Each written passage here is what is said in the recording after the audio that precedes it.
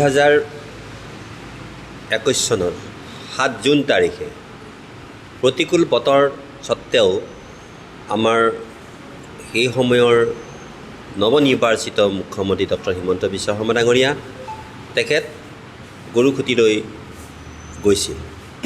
ঠিক গৰুখুটি বুলি আপুনি ক'ব নোৱাৰে, তেখেতে গৰুখুটিলৈ যোৱাৰ আগতে তেখেত গৈছিল আমাৰ সেই যিটো ধলপুৰ মন্দিৰ, শিৱ মন্দিৰ, তালৈ। তেখেতে শিৱ মন্দিৰত সেৱা কৰি শিৱ মন্দিৰত কি ধৰণে অপশক্তিয়ে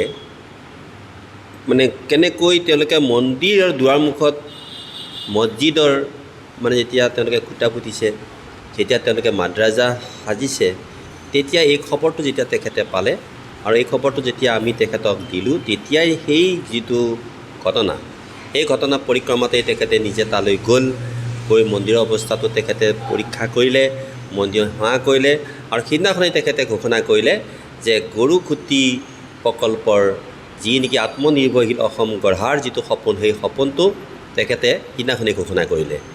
আৰু তাৎপৰ্যপূৰ্ণভাৱে সিদিনাখনেই এই কথাটো তেখেতে ঘোষণা কৰিলে যে এটা আত্মনিৰ্ভৰশীল ইয়াত এটি সমবায় প্ৰতিষ্ঠা কৰা হ'ব আৰু ইয়াত থকা যিমানবোৰ অবৈধ আমাৰ বেদখলকাৰী আছে, আটাইখিনি বেদখলকাৰী উচ্ছেদ কৰা হ'ব।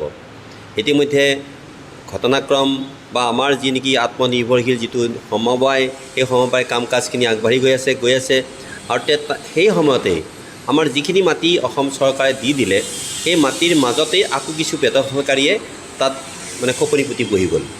যেই খোপনি পুতি বহি গ'ল, তেতিয়া আৰু অধিক দৃঢ়তাৰে আৰু অধিক তৎপৰতাৰে এই আটাইখিনি মানুহক তাৰ পৰা বিতাড়িত কৰি এখন বিদেশীমুক্ত বেদখলকাৰী মুক্ত আমাৰ যি গৰুখুটি প্ৰকল্প আমি আজি হাতৰ আগতে আমি দেখা পালোঁ। আৰু এই ক্ষেত্ৰত আমি মাননীয় মুখ্যমন্ত্ৰী মহোদয় আৰু আমাৰ যি কেইগৰাকী বিশিষ্ট ব্যক্তি, সেইসকলৰ ভিতৰত মই ক'ব লাগিব যে গৰুখুটি বহুমুখী প্ৰকল্পৰ কৃষি সমবায় সমিতিৰ অধ্যক্ষকে আদি কৰি আটাইখিনি জড়িত ব্যক্তিক আমি ধন্যবাদ দিব লাগিব আৰু প্ৰশাসন যন্ত্ৰকো আমি ধন্যবাদ দিব লাগিব, যিহেতু তেওঁলোকে নিৰৱচ্ছিন্নভাৱে এই কামখিনি সম্পন্ন কৰিলে।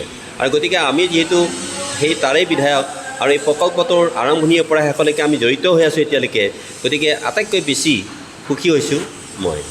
কিমান মানুহ ইতিমধ্যে তাৰ পৰা স্থানান্তৰ কৰিছে আৰু আজি শেষ দিন বুলি ঘোষণা কৰা হৈছে? আজি শেষ দিন এইকাৰণেই যে যিখিনি মানুহ আগতেই বিতাড়িত কৰা হৈছিল কিছু কিন্তু অধিক সংখ্যকে আৰু কমেও ২,৫০০ মানুহ আছিলে, আটাইখিনি আমাৰ পৰ্যায়ক্ৰমে কৰি আমাৰ আজিৰ দিনটোতেই একেবাৰে আটাইখিনি মানুহক ইয়াৰ পৰা উচ্ছেদ কৰা হ'ল আৰু উচ্ছেদ কৰাৰ কাৰণে আজি এইটো এটা আমাৰ কাৰণে গৌৰৱপূৰ্ণ দিন বুলি আমি অভিহিত কৰিছোঁ। নিঃসন্দেহে আটাইখিনিকে স্থানান্তৰ কৰা হৈছে দলগাঁৱলৈকে স্থানান্তৰ কৰা। পুনৰ তেওঁলোকক কোনোবা আহিব নেকি? সেনেকুৱা অবৈধ বেদখল অহাৰ কোনো পৰিৱেশে আমি তাত ৰাখিব দিয়া নাই।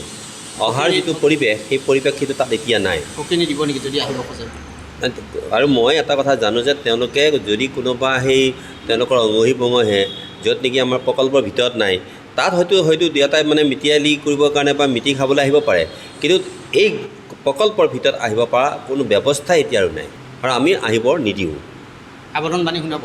আপোনাৰ বাণী শুনোৱাই হৈছে, কাৰণ ইতিমধ্যে যিসকলক বিতৰণ কৰিছিল তেখেতসকল মোৰ ওচৰলৈ আহিছিল, মোক লগ পাব বিচাৰিছিল। মই লগ দিয়া নাই এইকাৰণেই যে আমি যেতিয়া প্ৰকল্পটোৰ ক্ষেত্ৰত প্ৰকল্পটোৰ পৰা বেদখলমুক্ত কৰিবৰ কাৰণে তেখেতসকলক আজিৰ পৰা ১.৫ বছৰ আগতেই প্ৰশাসনৰ সৈতে আলোচ কৰি আমি কৈছোঁ যে তোমালোকে এই অকণমান যি ভূমি আছে সেইখিনি ভূমি এৰি দিয়া, ঘৰ দুৱাৰ তোমালোকে নিজে ভাঙি পেলাই আন এঠাইত তোমালোকে তাত স্থায়ীভাৱে থকাৰ ব্যৱস্থা কৰা। তাৰ কাৰণে প্ৰশাসনেও তেখেতসকলক সহায় কৰিছে, কিন্তু তেখেতসকলে কি কৰিলে যে কোৰ্টৰ চিন্তাহে তেখেতসকলে কৰিলে। কোৰ্টতো তেখেতসকল গ'ল, যোৱাৰ লগে লগে সেই মানুহখিনিৰ প্ৰতি আমাৰ কোনো আস্থা নাইকিয়া হৈ গ'ল। মই নিজেই কৈছিলোঁ যে তোমালোকে মানুহৰ নিচিনাকৈ তোমালোকে ইয়াত এই ঠাই এৰি দিয়া। ইয়াত এটা অতি সুন্দৰকৈ আমাৰ মুখ্যমন্ত্ৰী মহোদয়ে এটা প্ৰকল্পৰ ব্যৱস্থাটো কৰিছে, যিটো প্ৰকল্পই নেকি অসম তথা ভাৰতবৰ্ষৰ এটা মডেল বা এটা আদৰ্শ প্ৰকল্প হিচাপে গঢ়ি উঠাৰ পথ আজি এতিয়া মসৃণ হৈ পৰিছে। গতিকে তেখেতসকলে প্ৰথমতে সৰহভাগে হ'ব বুলি কৈছিল, যাম বুলি কৈছিল, আৰু আমি কি ৰৈ থাকিম নেকি? গতিকে আজি তেখেতসকলে যেতিয়া মোক আপত্তি দিবলৈ আহিছে, তেতিয়া মই কৈছোঁ যে মই কেতিয়াও এই কথা কিন্তু নামানিম।